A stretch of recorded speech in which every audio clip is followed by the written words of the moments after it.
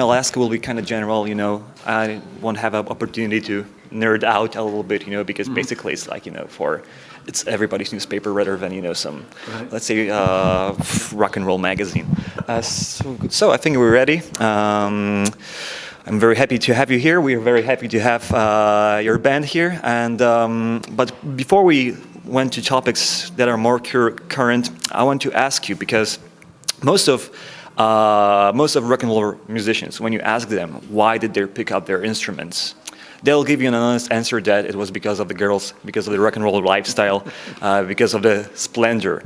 Why did you start from a position of a producer and an engineer, which is way less glamorous? What was the motivation, inspiration behind that? The main thrust of the desire to go and play live was to promote an album. It was the first album I'd done as Alan Parsons, as opposed to the Alan Parsons Project. And I had a background as a guitar player. I played in a blues band. I played in pop bands at school. So I was a reasonable guitar player. And it just seemed the right thing to do, to step on the other side of the fence from being an engineer and producer and take the plunge and go and play live for the first time. Were the beginnings difficult in a way? Because again, that was a totally different environment, even if you started with smaller bands when you were younger. At that point, you already had a name and expectations. Were you kind of anxious when it came to thinking about being able to meet them? At this very beginning? I knew I was no virtuoso. I mean, I'm not. To this day, I'm no virtuoso. But I surrounded myself with great players. Ian Benson, the guitar player who'd played on all the records with the Alan Parsons Project. Stuart Elliott, who'd done most of them. Andrew Powell, who'd done all the orchestral arrangement. He went on keyboards, and we just decided that I could dust off my guitar and play rhythm guitar and do a bit of backing vocals. And we got Chris Thompson from Manfred Mann's band, and one of the oh my goodness, I've forgotten the name of the band. It's an a cappella group from Britain. No, I'm sorry. Anyway, we assembled this band with Chris Thompson as one of the main vocalists, and the other guy's name was Gary, and we did a tour of Germany, and it went really well. And basically, I've been doing it ever since with different incarnations. I divorced and moved to America in 1999, and then I formed an American band with all American musicians. But there's been a sort of rotating set of musicians that I've been playing with since then. There was always lots of talk about the differences between American and British musicians. Was there a noticeable difference when you went there and picked players from this country? I think the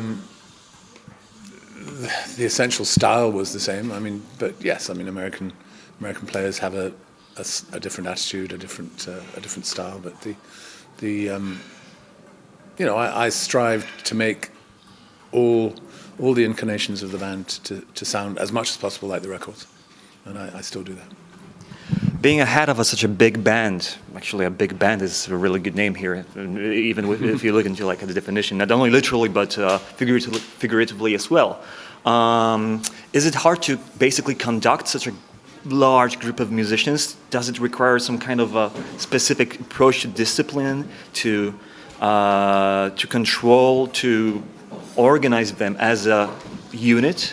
Well, they are musicians. They are rock musicians, so you have to be like a schoolmaster sometimes. But generally speaking, they're very professional guys. They all have a job to do. They like to do it as best they can, and I think we just work as a team more than me being the boss that's in charge of everything. But like I said, occasionally I will point out, this doesn't work. Try this, try that, just like I would in the studio as a producer. I think it's a good moment to come back for a moment to your producing days. There's one thing that I've been thinking about recently. Back in, let's say, 60s, 70s, the idea of a rock producer was totally different than nowadays, I think. It was a name, it was actually a brand that was as strongly attached to the band's sound, to certain album sound, as it was the names of musicians, basically. Like people like Philip Spector, obviously like you, people like, even later, like in the 90s, people like Rick Rubin. When an album produced by such an important and charismatic figure was put on the market, it was just like it was equally important as musicians, as I mentioned. Nowadays, it seems kind of different, and at least in terms of rock music, it's kind of the persona of the producer has vanished. Do you think there's any reason behind that? I wouldn't agree with that totally. I think I mean, you mentioned Rick Rubin. He's a huge name still to this day. I was in there in the early days of the producer being recognized. And also, of course, the engineer being recognized. I mean, when I first started, engineers were only credited on rare occasions. And the producer was just a line of small print, you know. But because of what the Alan Parsons project was, I was the main, the main name that was associated with the Alan Parsons project, and that kind of that was a new thing. It was a new thing. It was the first time that I think that a producer had been, with the possible exception of Phil Spector, who you also mentioned. Phil Spector, you know, was a big name in his own right. But I was the first producer to I think have a band per se, and to have a manager. I actually had actually. Producers were normally just hired guns from record labels, but I actually had a manager, and so I had negotiating power for the first time. Still, though, I think that your name is actually very strongly attached to, well, obviously Pink Floyd albums, etc., etc. On the other hand, I don't know how much you follow today's music industry, like let's say newer bands or newer artists. I've noticed at the same time that, as I said, this idea of a producer is not as strongly associated with rock acts. On the other hand, when you look at many of the bigger pop stars, actually, they introduce themselves as producers, like people like Kanye West or Timbaland. They're basically pop singers, rappers, etc., who actually call themselves producers. And when you, for example, look at credits underneath many of those albums, popular album songs, they have large groups of producers who are usually also songwriters. Now my question is, do you have any opinion on this state of things? And secondly, like, do you think you would be able to find yourself comfortable in a reality like that if you were a young producer and you would have to basically commit to such a role? I mean, you're talking about the hip hop and rap kind of market generally, I think. It's popular music market, and you used okay, to, well, yes, mainstream. What is now mainstream? Yeah, what we call mainstream. In general, yeah. I'm of course very pleased when the likes of Kanye West and these guys choose to sample my music. That's great, I'm slightly reluctant to do the kind of production which involves that many people. I mean, you see, you know, on a single song, you might see, 7 or 8 names, and that's not only financially crippling. It's also it takes away the credit from the whoever the main man is, and I'm quite happy to remain the producer and not involve any other people. I have a great computer operator engineer that I work with, but beyond that, I don't. I stick to being the main producer and collaborate with the songwriting and so on. I've got one more question that I think is kind of interesting. I would really like to know your insight on that, because as someone who's been part of the industry, who has observed it for over 50 years, I really wonder how... 50 years, woohoo. Yeah, that's quite a lot. Although, well, you look younger than me on Sunday mornings. Being totally serious, there's been many shifts. It's like a sinusoid of different events, and you have went through all of them. You've been either directly involved, or you were able to watch basically every change that went through the music industry as we know it right now. And one of the most interesting changes that have been happening recently is the resurgence of vinyl and generally the analog sound. Do you have any opinion on that, and do you maybe cherish that unexpected change? I welcome the resurgence of vinyl enormously, because it means that people are, they're putting the record on, they're sitting down, and they're going to go and listen to 20 minutes of music.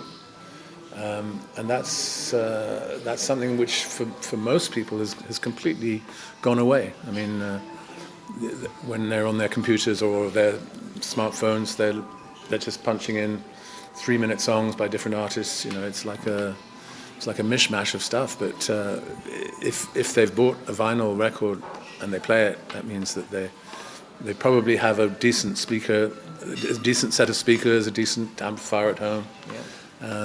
I don't think anybody's listening to vinyl through little white earbuds. Yeah, that doesn't really make sense. That doesn't make sense. But do you think it's more motivated by nostalgia, simply because people see it's something that's vintage and it's just a fashion, or just that generally maybe analog is the way to go and is better than digital? Not only in terms of the product, but also just the sound, the quality, and depth.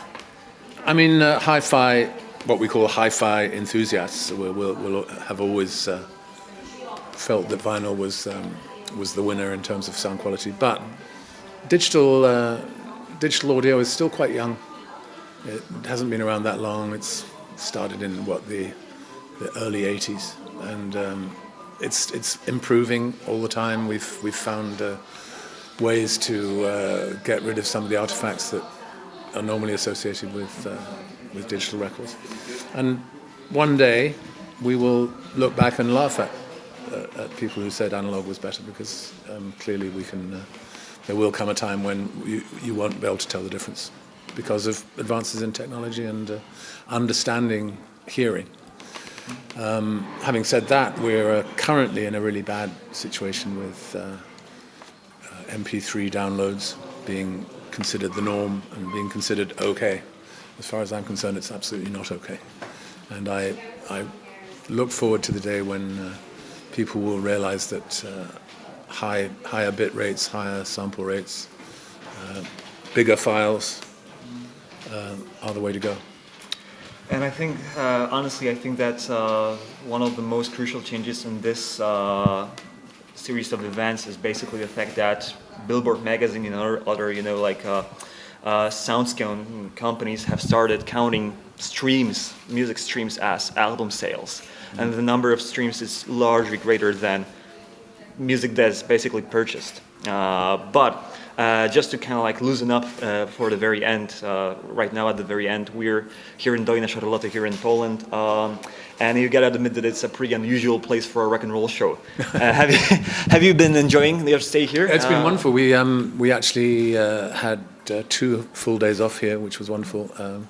We did a short tour in Germany before coming here, and it's been absolutely wonderful. I mean, great surroundings, great, beautiful lakeside restaurants, and really super beach areas, which we spent an afternoon on the beach day before yesterday. It was really lovely. Can't wait to come back. And we're in great company. All over the hotel you see photos of all the acts who have appeared here. So I'm looking forward to being added to that wall of fame. And many people are looking forward to the show. That's today during the evening. I hope the sound will be great as usual. Have I you hear great reports about the sound system. So. have you had sound checks already here? No, right now. Oh, right now, great. Yeah. So I hope you're up for a very nice surprise. Although I think it should be expected when you look at the theater. So, again, thank you very much for being able to talk to you. Thank you very much for sharing your interesting thoughts, and we all hope that you're going to have a great show and a great stay here in Dolina Charlotte. Thank you very much. Thanks so much. Thank you. Thanks, man.